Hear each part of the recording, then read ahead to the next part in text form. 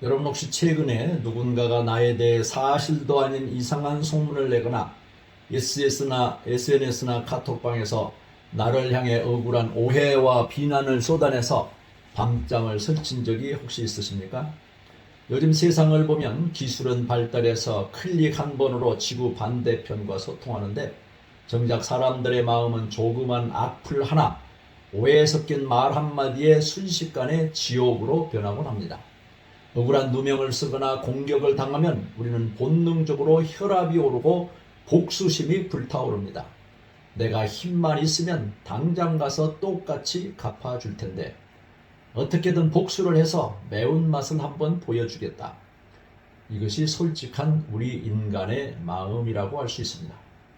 그런데 안갚음을 생각하면서 며칠 동안 밤새 잠을 못 이루고 끙끙 앓아본 적이 있으신가요?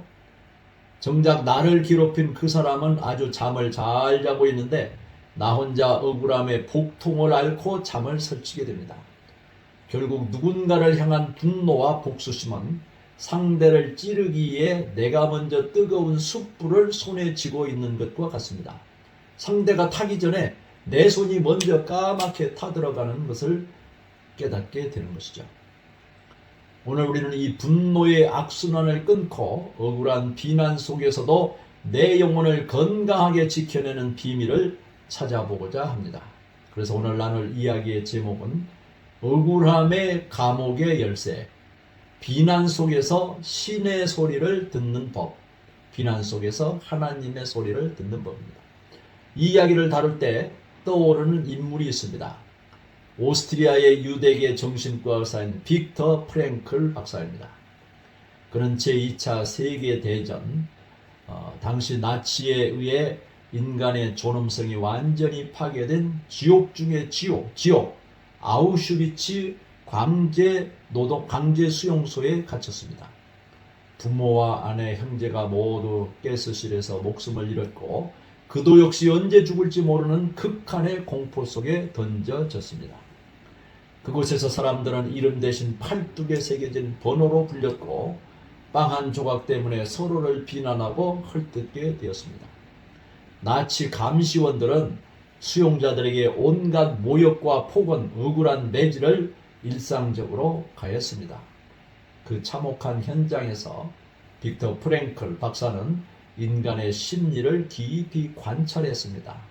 어떤 사람은 자기를 모욕하고 괴롭히는 감시원들을 향한 극심한 분노와 억울함에 사로잡혀 분통을 터뜨리다가 결국 심리적으로 먼저 무너져 며칠 만에 죽어갔습니다. 하지만 똑같이 억울한 폭언과 모욕을 당하면서도 끝까지 인간의 존엄성을 잃지 않고 살아남는 소수의 사람들이 있었습니다. 프랭클 박사는 그 차이가 어디서 오는지 발견하고 훗날 그의 명저 죽음의 수용소에 이렇게 기록하고 있습니다. 인간에게서 모든 것을 빼앗아 갈 수 있어도 단 한 가지 빼앗을 수 없는 마지막 자유가 있다. 그것은 어떠한 환경에 처했을 때 자신의 태도를 선택할 수 있는 자유다. 어떠한 환경에 처했더라도 그것을 내가 결정하는 것은 내 자유에 있다는 것입니다. 그는 이것을 심리학적으로 이렇게 설명합니다. 자극과 반응 사이에는 공간이 있다. 그 공간에는 자신의 반응을 선택할 수 있는 자유와 힘이 존재하는 것이다. 나치가 나에게 침을 뱉고 모욕을 주는 것은 자극이라고 할 수 있습니다. 그 자극을 받았을 때 똑같이 욕을 하거나 분노하여 스스로를 망가뜨리는 것은 반응이라고 할 수 있습니다. 세상 대부분의 사람들은 자극이 오면 자동 반사적으로 분노라는 반응을 보입니다. 하지만 프랭클은 말합니다. 자극과 반응 사이에 생각의 공간을 둘 수 있는 존재가 바로 인간이라는 것입니다. 네가 나에게 억울한 비난을 퍼부을 수는 있지만 내가 그 비난 때문에 내 마음을 망가뜨리고 분노할지 말지는 오직 내가 결정한다. 프랭클은 이 의미치료 로고 테라피를 통해 지옥 같은 수용소에서 영혼을 지켜냈습니다. 이 프랭클의 통찰을 오늘날 우리의 현실에서 보면 현대사회는 그야말로 자극의 홍수 시대입니다. 인터넷과 SNS 등에서는 매일 수많은 오해와 비방, 이른바 사이버 레카들의 마녀 사냥이 벌어집니다. 즉 교통사고가 나면 견인차, 레카차가 제일 먼저 달려오듯 누군가 오해나 스캔들에 휘말리면 사실 확인도 없이 득달같이 달려들어 자극적인 악플과 가짜 뉴스를 퍼뜨리는 사람들이 있는데 이를 사이버 레카라고 합니다. 성경 속 사무엘하 16장에 나오는 심의가 바로 3000년 전의 원조 사이버 레카였던 셈입니다. 다윗이 불행을 당하자마자 득달같이 달려와 돌을 던지고 억울한 누명을 씌운 자입니다. 재미있는 사실은 사람이 누군가를 비난할 때 그 비난의 90%는 상대방의 실제 모습이 아니라 자기 자신의 열등감이나 오해를 투사한 결과라는 점입니다. 예를 들어 내가 길을 가다가 어떤 사람과 부딪혔을 때 상대가 왜 앞을 안 보고 다녀? 라고 버럭 화를 낸다면 그것은 내가 정말 큰 잘못을 했다기보다는 그 사람이 오늘 아침 그 아내와 싸웠거나 주식 계좌가 반토막이 되어서 기분이 나빴기 때문일 확률이 99%라는 것입니다. 하지만 우리는 그 사람이 던진 쓰레기 같은 말 한마디를 마음속에 며칠 동안 품고 다니고 있습니다. 상대는 무심코 쓰레기를 던지고 가버렸는데 나는 그 쓰레기를 안방 기슭히 모셔두고 매일 꺼내보며 어떻게 나한테 이럴 수 있지? 하고 울분을 토하는 꼴이 되는 것입니다. 얼마나 억울하고 손해보는 장사입니까? 심리학적으로나 정신건강학적으로 볼 때 상대의 비난에 곧바로 복수심으로 맞서는 것은 스스로를 타인이 조정하는 리모컨으로 만드는 것과 같은 것입니다. 상대가 나쁜 말을 누르면 분노 버튼이 작동하고 상대가 오해하면 좌절 버튼이 작동하는 것이라고 볼 수 있죠. 내 마음의 주도권을 남에게 넘겨주는 삶, 이 얼마나 불쌍하고 피곤한 인생입니까? 그렇다면 인문학이 제시하는 솔루션, 즉 빅터 프랭클의 자극과 반응 사이의 공간을 확보하고 마음을 마인드 컨트롤하라는 조언으로 우리의 억울함이 완전히 해결될 수 있을까요? 솔직히 생각해보면 그것이 말처럼 쉽습니까? 내 눈앞에서 누군가가 나에 대해 가짜 뉴스나 루머를 퍼뜨리고 내 명예를 짓밟고 억울한 누명을 씌우면 어떻게 됩니까? 가슴이 쿵쾅거리고 손이 떨리며 잠이 오지 않습니다. 인문학과 세상 심리학은 참아라, 내 의지로 극복하라, 네가 마음의 주인이 되어라라고 가르칩니다. 하지만 그것은 인간에게 더 큰 중압감을 줄 뿐입니다.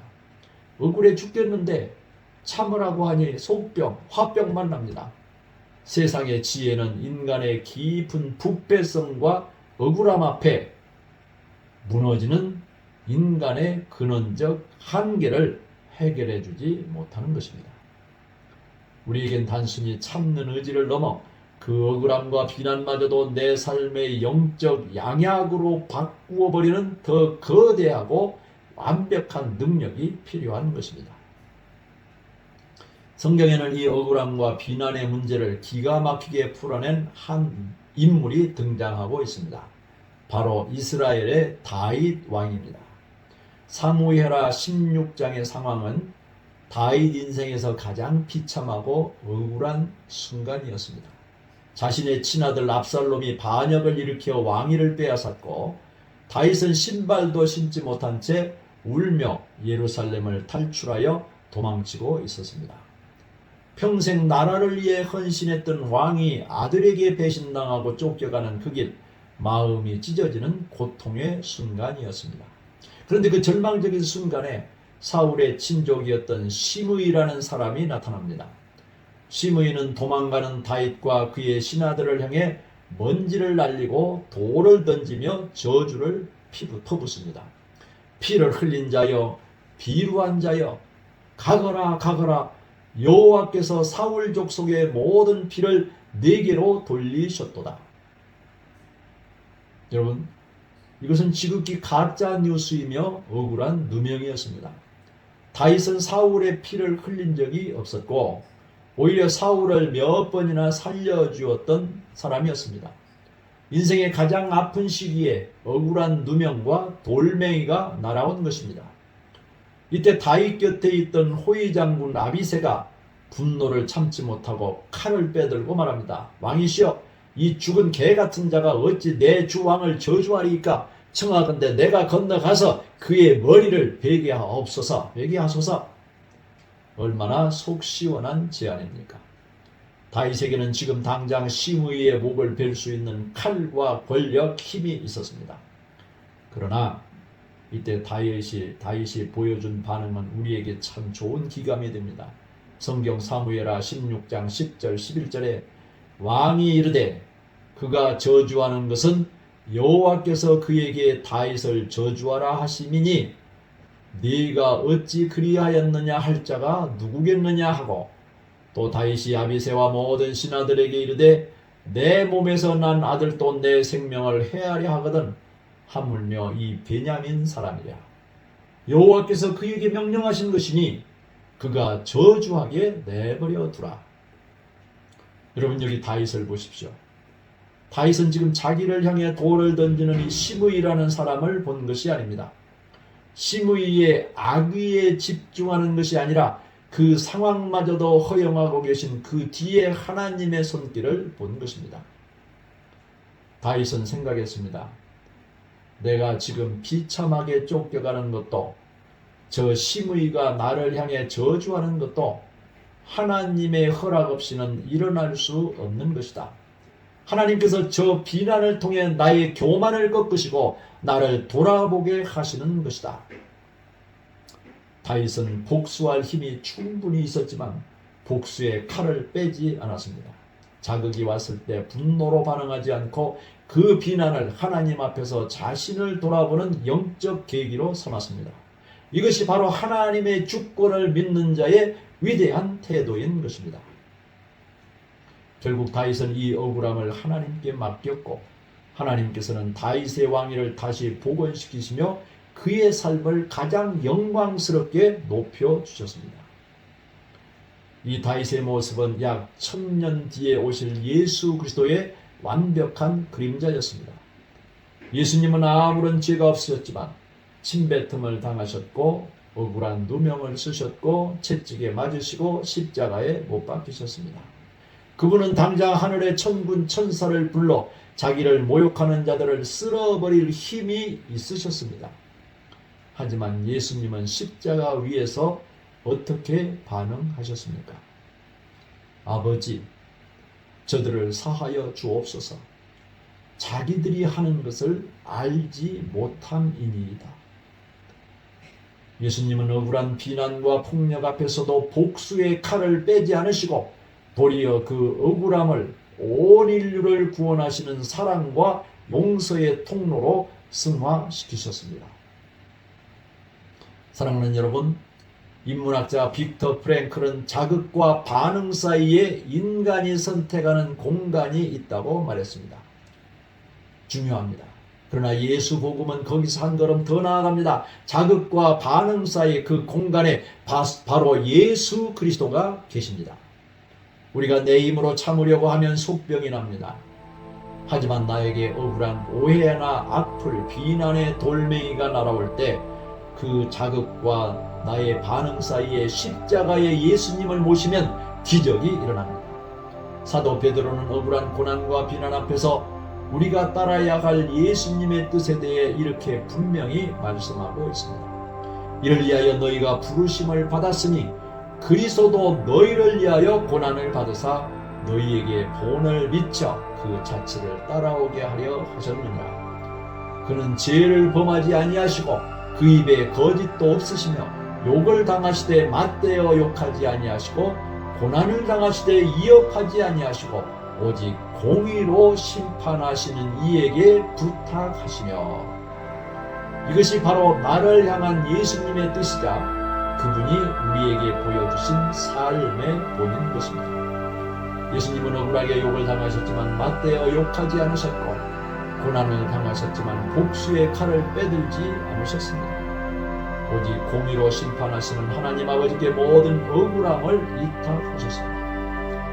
그러므로 오늘 나를 향해 누군가 비난의 돌을 던질 때 다윗처럼 그리고 예수님처럼 고백해 보십시오. 저 사람이 나에게 악의를 품었을지라도 하나님은 이 상황을 통해 나를 더욱 겸손하게 만드시고 나를 예수님의 형상으로 다듬어 가실 것이다. 내 억울함을 심판하실 재판장은 오직 하나님 한 분뿐이시다. 이것이 현대 사회를 사는 우리가 내 영혼과 정신 건강을 지키는 가장 완벽하고 바른 길인 것입니다. 분노와 복수라는 감옥에 우리 스스로를 가두지 마십시오. 나를 향한 세상의 어떠한 비난보다 나를 위해 십자가를 지신 예수 그리스도의 사랑과 용서가 훨씬 더 크다는 것을 아시기를 바랍니다. 오늘 이 시간 내 마음의 주도권을 남들의 평가나 비난에 넘겨주지 마시고 내 삶의 주인이신 예수 그리스도를 중심에 모시고 그분과 함께 거하시기를 주님의 이름으로 축복합니다. 감사합니다.